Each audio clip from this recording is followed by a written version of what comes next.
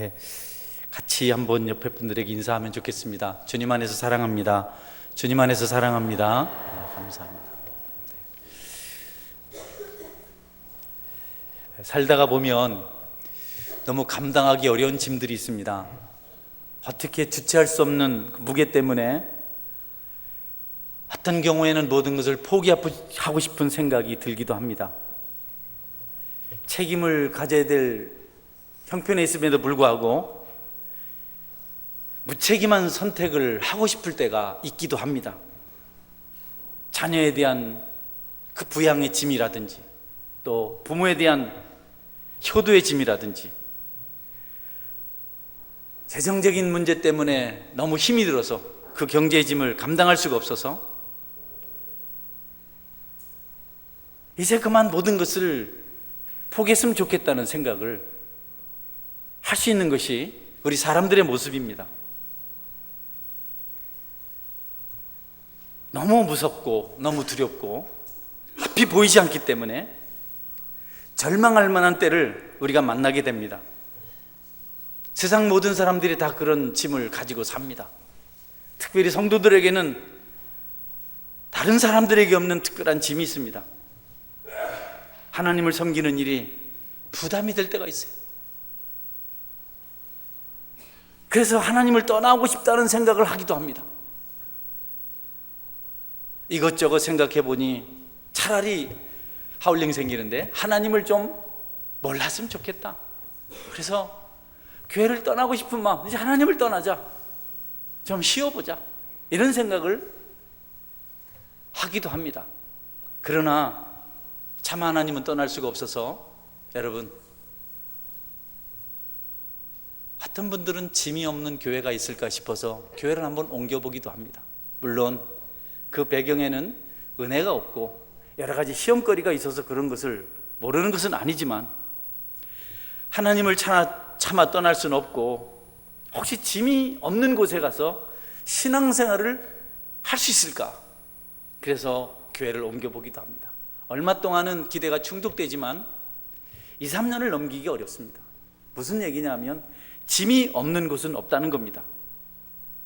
그런데 여러분, 모든 곳에 다 짐이 있는데 짐을 짐으로 여기지 않을 수 있는 은혜가 있다면, 그래서 정말 큰 축복이다. 이것을 성경에서 말하고 있습니다. 모두 다 짐이라고 말하고 부담이라고 말하는데 어떤 이들은 그것을 짐이라고 생각하지 않고 그것을 감사하게 받아들입니다. 우리는 그들을 가리켜서 은혜로운 성도다 이렇게 말합니다. 그런 교회를 가리켜서 은혜로운 교회라고 말합니다. 짐을 짐으로 여기지 않는 성도들이 모여 있는 곳, 그런 성도들이 살아가는 곳, 그것이 바로 하나님께서 기뻐하시는 성도요 교회라는 것입니다. 성도 여러분, 저나 여러분이 어떤 경우라도 힘들고 어렵고 불편한 것들을 그대로 여기지 아니하고 오히려 은혜로 여길 수 있는 능력 있는 삶을 살아갈 수 있게 되기를 주님의 이름으로 축원합니다. 더 이상 부담이 아니어야 되고, 더 이상 불편한 것이 아니어야 되고, 더 이상 짐이 아니어야 된다는 것. 계속해서 짊어지고 가야 할, 평생 벗어 던질 수 없는 그 짐이 있어서 현실이 너무 암담해서 극단적인 선택을 하신 분들이 있습니다. 너무 마음이 짐이 무거워서. 오래전에 어느 대기업의 회장님, 총수 되시는 분이 고층 아파트에서 투신을 해서 생을 마감했습니다. 또 전직 대통령 중 한 분도 죽음의 길을 선택함으로 모든 짐을 감당하려고 했습니다. 그러나 여러분, 그것이 최선의 길은 아니었습니다. 달라진 것은 아무것도 없었습니다. 이런 현실을 보시고 예수님께서 그런 길 가지 말고, 그런 길 가지 말고 예수님께로 나오고 말씀하는 겁니다. 그런 것이, 포기하는 것이, 우리가 절망하는 것이 길이 아니고 길이 있다는 겁니다. 예수님이 길이라는 겁니다. 내가 곧 길이요 진리요 생명이니 나로 말미암지 않고는 아버지께로 올 자가 없느니라. 성도 여러분, 우리의 길은 예수님인데 예수님을 찾지 않고 다른 것을 선택함으로 우리가 오히려 풍성한 열매가 아닌 피편 열매의 주인공이 될 수 있는 겁니다. 지쳐있는 사람들을 향한 말씀도 있습니다. 짐이 너무 무겁기 때문에 한 걸음도 옮길 수 없는 그들을 향해서 예수님 말씀하십니다. 수고하고 무거운 짐진 자들아 다 내게로 오라. 내가 너희를 쉬게 하리라. 너무 힘이 들고 너무 짐이 무겁고 끝이 보이지 않고 너무 절망적이라서 낙심할 때 주님 말씀하시는 겁니다. 수고하고 무거운 짐진 자들아 내게로 오라. 내가 너희를 쉬게 하리라. 여러분 한번 따라하세요. 수고하고 무거운 짐진 자들아 내게로 오라. 내가 너희를 쉬게 하리라. 네, 실제로 예수님께 나와서 짐을 다 내려놓는 순간 방금 전까지만 해도 포기하고 싶고 절망할 수밖에 없었던 환경인데 순식간에 그 짐이 없어지는 것을 믿음의 사람들은 경험합니다. 짐 없는 사람 없잖아요. 힘들지 않은 사람 없잖아요. 예수님께로 나오는 삶에 대해서 성경은 형통한 삶이라고 말합니다. 형통하다는 것은 뭐 내 생각대로 내 계획대로 다 되는 것을 말하지 않습니다. 오늘 돈이 필요한데 1억이 딱 나왔다. 형통하네. 그게 아니라는 거죠. 저 사람 너무 미운데 오늘 자빠져라 탁 했는데 이 내 맘대로 되는 게 형통이 아니라는 겁니다. 성경에서 말한 형통은 그 단어가 기경한다는 뜻을 가지고 있어요. 기경이라는 말이 뭐냐 하면 쟁기로 땅을 갈아엎는 겁니다. 겨우 내내 땅이 단단하게 굳어 있는데 이것을 농부가 쟁기로 갈아엎어요. 그래서 땅이 부드러워집니다. 그리고 거기에 파종을 해요. 형통이란 그런 거라는 겁니다. 그러니까 우리가 삶의 짐이 너무 무겁고 너무 어려워요. 너무 힘이 들어요. 그런데 형통한 사람은 그 짐을 감당하고 그 어려운 것들을 감당하고 이겨내는 사람들이라는 겁니다. 그것이 형통이라는 겁니다. 경작하는 사람들, 옥토로 만드는 사람들. 너무 처절한 현실입니다. 너무 힘이 듭니다. 앞이 보이지 않습니다. 그럼에도 불구하고 그런 환경들을 극복해내는 사람을 가르쳐서 성경은 형통한 사람이라 이렇게 말씀하고 있습니다. 성경에서 그런 대표적인 사람을 찾을 수 있죠. 요셉 같은 사람입니다. 여러분, 요셉 이야기 쭉 생략하고 억울하게 누명을 쓰고 감옥에 갇혔습니다. 근데 성경은 그 요셉을 형통하다고 말해요. 주인의 아내가, 주인 마님이 누명을 씌워서 요셉을 억울하게 감옥에 가두게 했어요. 그런 요셉을 향해서 성경은 여호와께서 요셉을 범사에 형통하게 하셨다. 여러분, 감옥에 간 게 무슨 형통입니까? 그러나 요셉은 감옥에 가서도 우울하지 않았고 슬퍼하지 않았고 억울하다고 분노하지 않았고 그곳에서도 감사하면서 모든 일을 감당하는 삶을 살았습니다. 그것이 성경이 말하는 형통입니다. 성도 여러분, 하나님께 나온 사람들은 그와 같은 형통의 복이 있다는 사실을 믿으시기를 바랍니다. 현실이 너무 힘들다고 막 좌절하고 사니 못 사니 하는 것은 힘을 질 줄 모르는 사람들, 하나님 모르는 사람들, 시험 드는 사람들. 진정한 형통은 그럼에도 불구하고 감당해내는 겁니다. 저는 여러분들에게 요셉과 같은 형통이 있기를 주의 이름으로 축원합니다.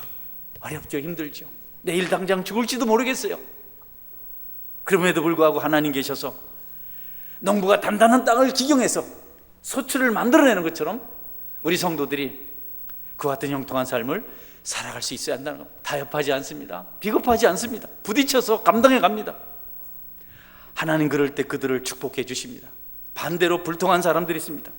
그 사람들은 예수님을 떠난 사람들, 하나님을 떠난 사람들입니다. 어떠냐 하면 그들은 시련 앞에서 좌절합니다. 그렇다고 풍요로우면 그렇지 않습니다. 풍요로우면 그들이 탈선하고 범죄합니다. 무슨 환경이 처해 있어도 길이 아닌 곳을 걸어가는 사람들이 많습니다. 어려우면 어렵다고 좌절하고 낙심하고, 좋으면 좋다고 교만하고 탈선하고. 성경에서 우리가 사마리아 여인 이야기를 잘 듣죠. 사마리아 여인, 자기 행복이 남자 잘 만나는 것에 있을 것이라고 생각하고 괜찮은 남자는 다 만나봤습니다. 5번 결혼, 5번 이혼했습니다. 6번째는 결혼도 안 해 그냥 살아버려. 그런데 불행해졌어요. 그런데 예수님을 만난 다음에 대인기피증이 생겼거든요. 사람 싫었거든요. 사람 힘들고 불편하면 사람이 싫습니다. 만나고 싶지 않아요. 계속해서 방콕하고 싶은 겁니다. 그래서 여행도 마찬가지입니다. 사람이 안 다니는 40도를 웃도는 중동의 뜨거운 대학볕, 정오에 물을 기르러 우물가에 왔다가 거기 반갑지 않은 손님을 만납니다. 예수님입니다. 그런데 여러분, 예수님을 만난 순간 이 여인이 달라졌어요. 물동이 다 던져버리고 자기가 피하던 사람 찾아가서 와보라, 메시아가 왔다, 구원자가 왔다. 예수님 만날 때 우리가 형통한 길을 걷게 된다는 것, 그것을 분명히 보여주는 그런 성경의 말씀입니다. 여러분, 우리의 모든 형통은, 감당하는 능력은 예수님께 있는 줄 알고 예수님만 소망으로 삼으시기를 주님의 이름으로 축원합니다. 남편 많이 만난다고 여러분 행복한 거 아니에요. 돈 많이 모은다고 행복한 거 아니에요. 제가요, 얼마 전에 저희 집에서 구역 예배를 한다고 집사람이 청소를 하더라고요. 청소를 깨끗이 해놨더라고요. 그래서 금상첨화 더 잘해주자. 그래서 제가 선물 받은 값진 향수를 아주 듬뿍 뿌렸습니다. 이럴 때 아끼면 되나, 이럴 때 아주 막 그냥. 아이고, 나중에 냄새가 나는데 완전히 막 우리 착한 집사람이 아이고 뭐 했냐고, 집에는 사람 사는 냄새가 나야 되는데 이게 뭐냐고, 문을 열고 뭐 방향제를 뿌리고 난리를 쳐도 아이고 막 끝장났습니다. 지금 막 우리 집사람 무역 식구들이 왔는데, 그래서 내가 사모 같으면 내가 이랬습니다, 우리 목사님이 안 그랬습니다, 이래야 되는데 저 사람은 그런 게 없습니다. 아이고 우리 목사님이. 여러분, 뭐 세상적인 거 아무리 갖다 더 붙여봐야 유익하지 않습니다. 예수님이 유일한 소망인 줄 믿으시길 바랍니다. 그분이 진짜입니다. 다른 게 부족해서 우리가 피폐한 것이 아닙니다. 어떤 자매님이 늘 그래요. 믿음을 공유할 수 없는 가족들과 사는 것이 힘듭니다. 영성이 다르니까 너무너무 힘듭니다. 이해를 해요.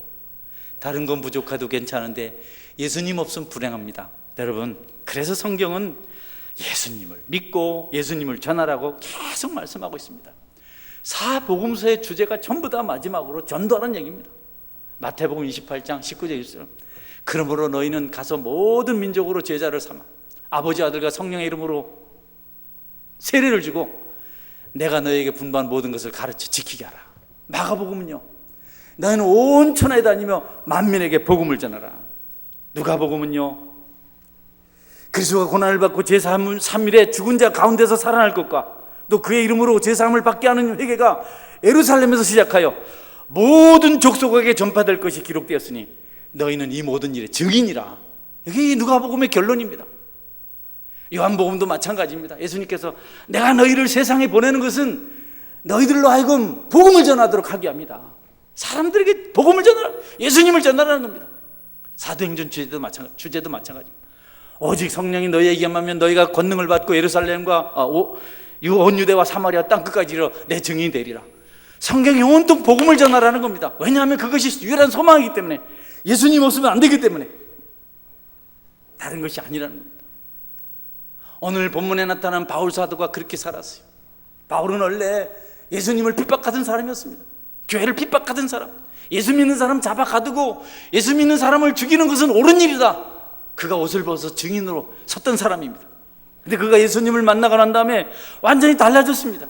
이전에 좋아하던 거 다 버렸습니다. 이전에 자기가 로마 시민권, 바리새인 중에 바리새인, 베냐민 지파, 율법의 최고의 선생, 가마리엘 문화에서 배운 석학, 이런 거 다 배설물을 버렸습니다. 아무 쓸모없다.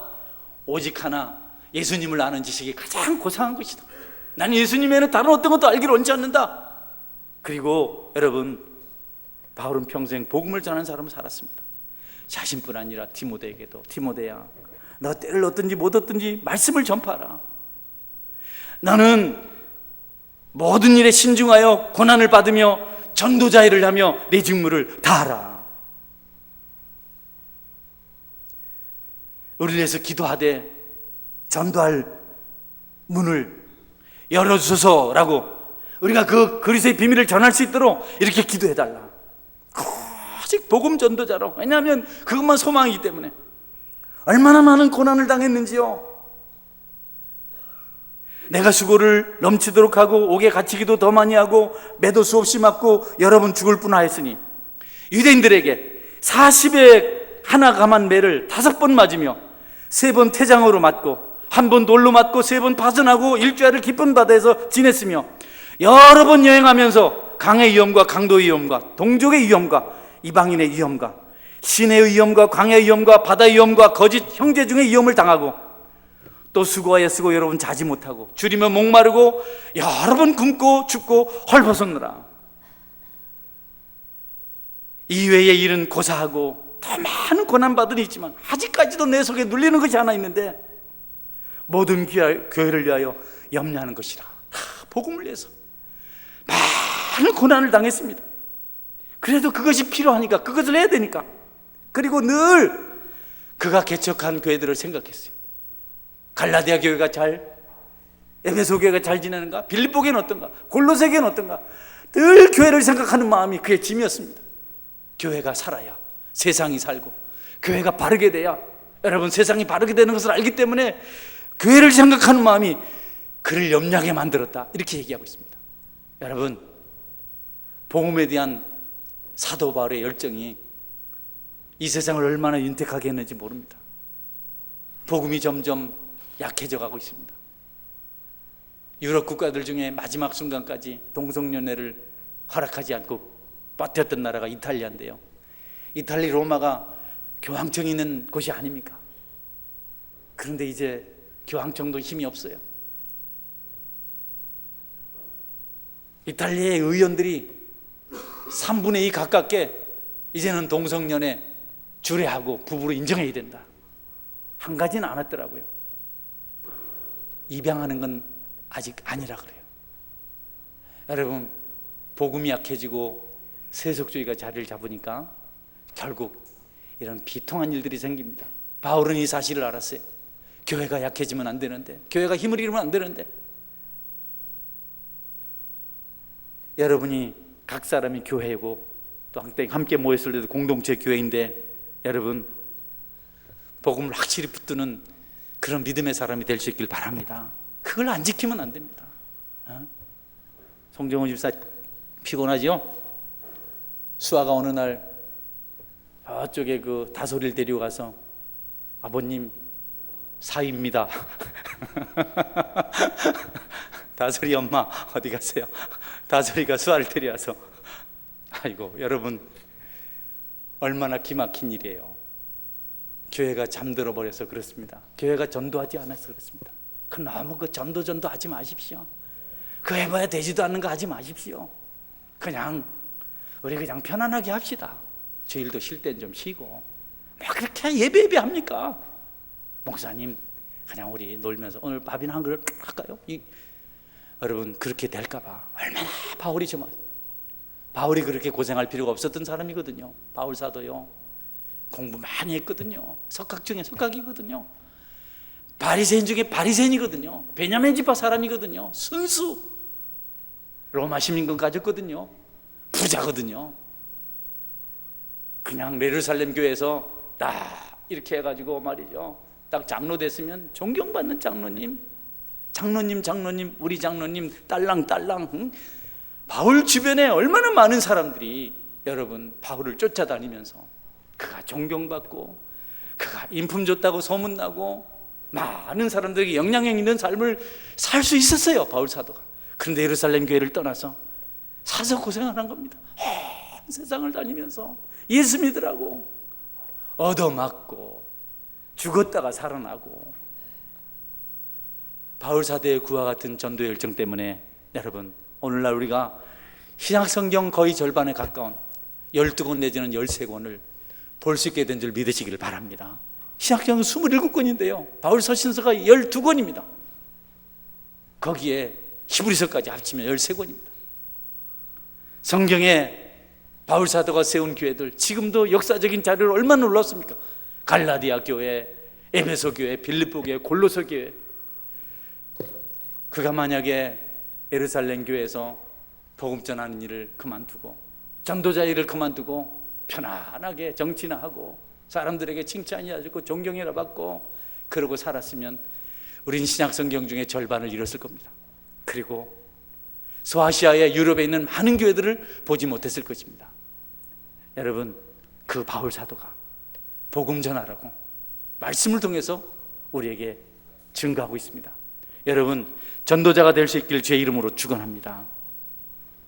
어쨌든 한 영혼 얻으려고 약한 자가 되고 율법 있는 자가 되고 혹은 율법 없는 자가 되고 유대인이 되는가 하면 이방인이 되고 한 영혼이라도 구하려고 얼마나 애를 썼는지 모릅니다.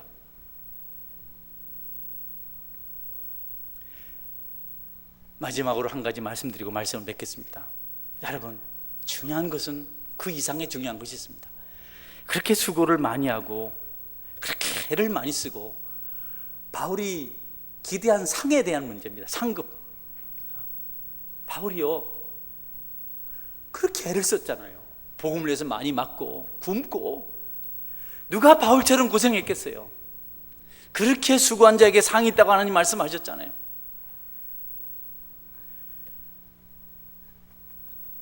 하나님은 상 주시는 자이심을 믿어야 할지니라. 성경의 약속입니다.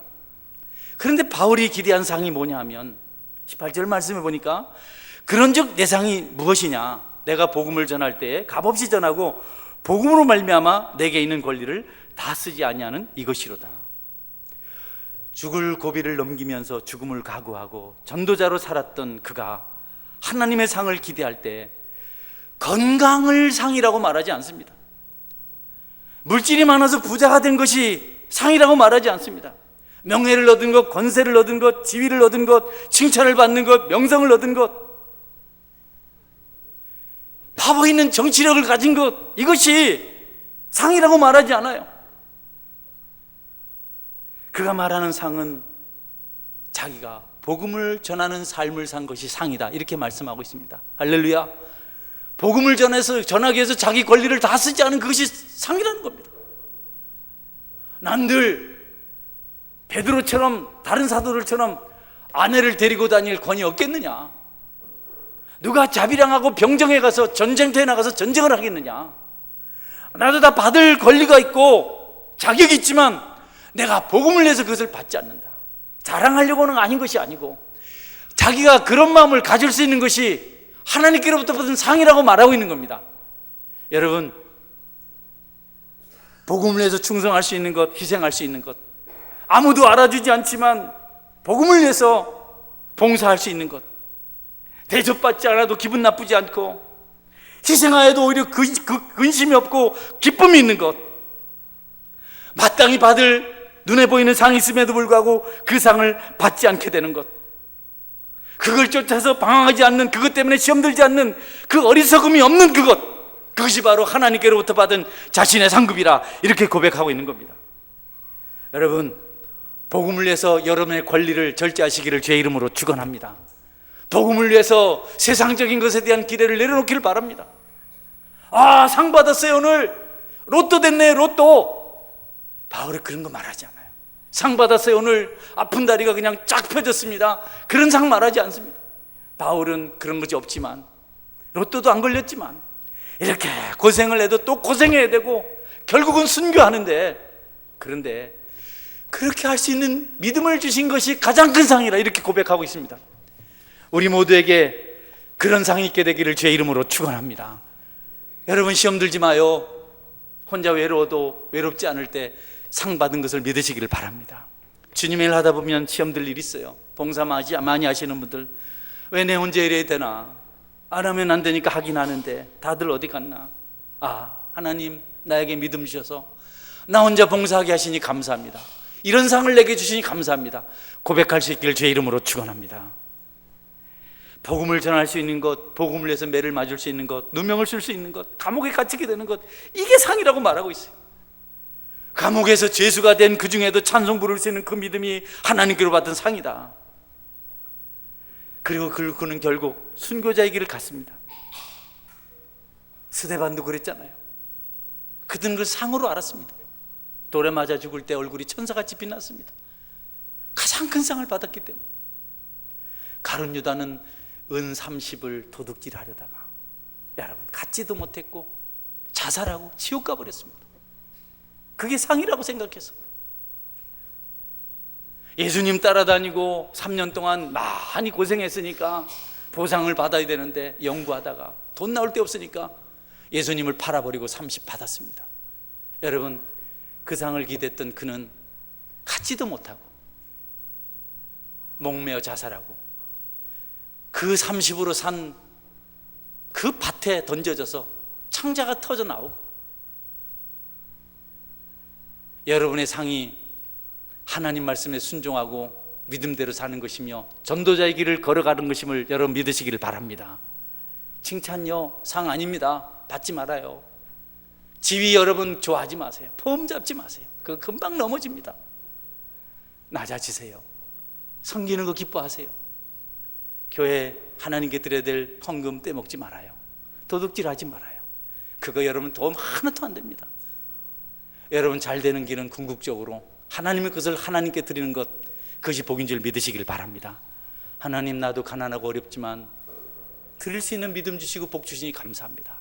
그럴 때 그 복이 자손 천대까지 가는 것이지, 그걸 잘금잘금 떼어가지고 술이나 사 먹고 담배나 사 피우고 어떤 건 또 바람이나 피우고, 그 돈이 여러분에게 도움이 되겠어요? 집안에 분란일을 일으키고.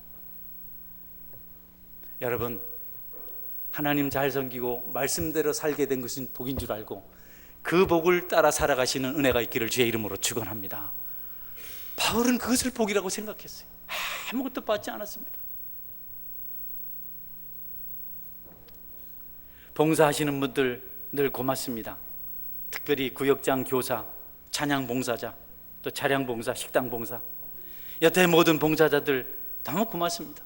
방송실에 얼마 전까지 승찬이 가다가 우리 임 목사님이 다 유치부하고 또 정리하고 또 와서 저렇게 고생을 하시고 너무 고맙습니다. 그러나 여러분 그렇게 섬기시더라도 섬기게 된 그 자체가 상인 줄 알고 하나님께 그 일로 영광 돌려드리시기를 주의 이름으로 축원합니다. 억울하게 누명을 쓰거든 매를 맞거든 내가 무엇이 간데 나에게 이런 믿음의 삶을 살 수 있도록 하나님 축복하십니까? 그리고 감사하시고 믿음을 지켰던 선교자들을 생각하면서 여러분 우리도 그 길을 걸어갈 수 있어야 할 것입니다. 말씀을 맺습니다. 저는 요즘 이제 남아있는 목회 동안 서원교회를 어떻게 세워갈까 이런 생각을 합니다. 힘들고 어렵지만 차곡차곡 해가자. 전도하는 교회, 기도하는 교회, 말씀대로 순종하는 교회로 세워가자. 이전같이 체력이 강하진 않지만 다시 제자반을 시작하면서 초석을 바르게 놓자. 우리 서원교회가 말씀을 공부하고 말씀에 세워지는 교회 됐으면 좋겠다. 기도하는 교회 됐으면 좋겠다. 새벽 기도회도 많은 사람들 은혜 받기 위해서 모이고, 수요 기도회도 금요 기도회도 중보 기도도 다시 모여서 그렇게 뜨겁게 기도하는 교회가 되도록 그런 꿈을 가지고 있습니다. 예배 시간에는 성도들이 감동을 받고 주님을 통해서 은혜 받고 변화를 경험하는 그런 역사가 일어나기를 기대하면서 여러분 여러 가지를 준비하고 기도하는 중에 있습니다. 생명까지도 아끼지 아니하고 복음을 내서 모든 것을 바쳤던 바울 사도, 그래서 한번 닮고 싶습니다. 목사이면서도 그렇지 않은 사람들보다도 믿음 없는 모습으로 살아가고 있는 것이 너무 마음이 좀 요즘 안타깝습니다. 저는 찬송가 508장을 작시한 엘라이자 캐슬 위대한 전도자의 삶을 찬송가 소개를 통해서 읽어보았습니다. 그는 본래 직업이 의사였습니다. 평신도 지도자로서 자신의 직장에서 자신이 출석하던 네브라스카 교회에서 모범적인 봉사람이어 지냈던 사람입니다. 그는 전도의 특별한 사명을 느끼며 병원에서 많은 환자들에게 복음을 전합니다. 자신의 삶의 이유가, 자신의 존재 이유가 복음 전도라고 고백을 합니다. 그렇게 하면서 섬기고 봉사하던 어느 날 한 사람이 질문합니다. 돈 버는 것보다 전도하는 것이 그렇게도 좋으냐고 그렇게 묻습니다. 대답합니다. 예, 그렇습니다. 결국 우리는 이 땅에서 나그네가 아닙니까? 나그네 인생에서 영혼 구원보다 더 가치 있고 고귀한 일이 어디 있겠습니까? 전도는 천사도 흠모하는 일인데요라고 대답을 합니다. 곁에 있던 그의 부인이 천사도 흠모하는 일, 그 말을 듣고 감동을 받았습니다. 집에 돌아와서 남편에게 부탁합니다. 당신 오늘 너무 멋진 말을 했습니다. 천사도 흠모하는 일, 그것 가지고 좀 시를 한 편 써보세요. 그럼 내가 곡을 붙이겠습니다. 게슬의 부인은 음악을 전공한 사람이었습니다. 그래서 남편은 작사를 하고 아내는 곡을 만들었습니다. 그래서 탄생한 찬송이 508장이랍니다. 우리가 지금은 나그네 되어도. 여러분, 60이 되었을 때 그는 복음의 열정을 견디지 못해서 헌신을 합니다. 의사를 그만두고 목회자의 길을 걷습니다. 사람들은 더 이상 돈을 못 벌고 지위도 없는 사람을 제대로 대접하지 않았습니다. 무시했습니다. 돈 있을 때는 그렇게 존경한다고 하더니, 지위가 있을 때는 그렇게 사람들이 따라오더니, 목사가 되니까 하나둘 그 곁을 떠나갔습니다. 인간적인 대접은 못 받았지만 그래도 너무 기쁘고 감사했습니다.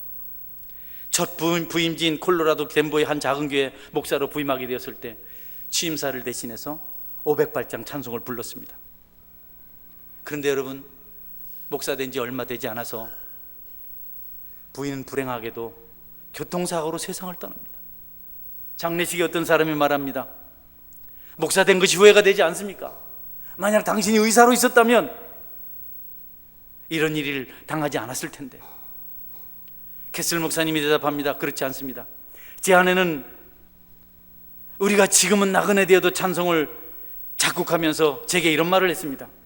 나그네 인생길에 행복한 전도자의 길에 머무는 것이 나의 행복입니다.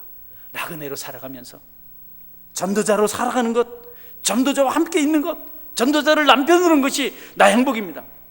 혹시 내가 이 세상을 먼저 떠나가는 일이 있으면 나는 변함없이 당신을 위해서 하늘나라에서 동역하며 복음 전도자로 살겠습니다.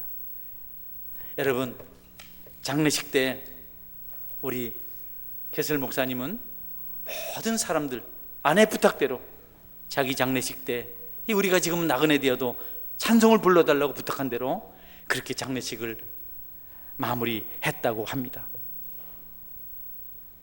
여러분의 수고가, 여러분의 땀을 흘리고 애쓰는 것이 무엇 때문인가요? 바울이 싫어했던 혹 그런 상 아닌가요? 건강하게 사는 것, 돈 많이 벌어 사는 것, 자식 잘 되는 것, 그 상 때문에 혹시 여러분이 신앙생활을 하겠다고 교회 와서 이렇게 모든 수고를 하고 계시는 것 아닌가요? 여러분, 전도할 수 있는 것이 여러분의 상이 될 수 있길 바랍니다. 그리고 마지막으로는 내가 한 것 아니다. 하나님께서 나에게 이런 상 주셨는데 감사하다. 바울은 고린도전서 15장에서 이렇게 고백합니다. 내가 나 된 것은 하나님의 은혜로 된 것이니 내게 주신 그의 은혜가 헛되지 아니하여 내가 모든 사도보다 더 많이 수고하였으나 내가 진 것이 아니요 오직 나와 함께 하신 하나님의 은혜로 된 것이라. 수고하고 애쓰고 많은 어려움들을 감당해 가시는 여러분, 그 짐이 무겁게 느껴질 때 낙심하지 말고 그 짐을 짊어지고 한 걸음 한 걸음 십자가 정상을 향해서 올라가시다가 마침내 정상에 서시는 축복된 여러분의 신앙 여정이 될 수 있기를 주님의 이름으로 축원합니다. 같이 기도하겠습니다. 하나님, 내가 짐 무겁다고 타협하지 않길로